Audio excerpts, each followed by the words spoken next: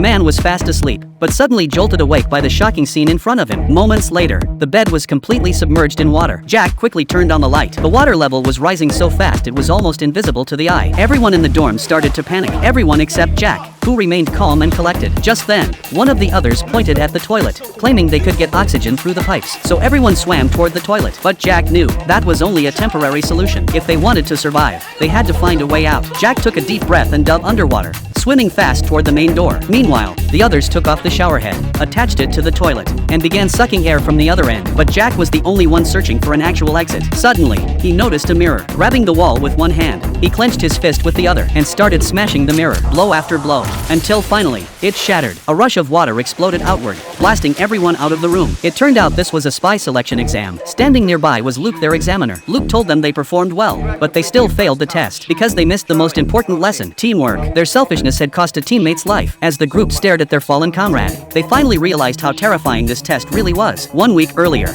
a man in a sharp suit had approached Jack, inviting him to take part in the spy recruitment program. To Jack, the idea sounded completely ridiculous. He was about to decline when a gang of punks burst into the restaurant. The man was about to leave quietly, but one of the punks mocked him. The man stopped in his tracks, locked the door behind him, then used his umbrella to launch a cup straight into the gang leader's forehead. One of the underlings swung at him, but the man dodged, and the punch knocked out another punk's front teeth. The umbrella had already turned into a full-on weapon. With each strike, he took one down. Suddenly, it fired out an electric cord, wrapping tightly around the man's wrist. He was trapped, but the umbrella wasn't done yet. It was bulletproof, and it could even shoot out more weapons. The restaurant owner, seeing his shop in chaos, went to call the cops, but the man simply raised his wristwatch, and the owner passed out on the spot. Jack sat there, completely stunned. After witnessing the man's incredible gadgets, he agreed to join the spy selection. Soon after, he followed the man to the spy academy. There were 9 candidates in total, but only one would become a real secret agent. The next day, an even more brutal test awaited them.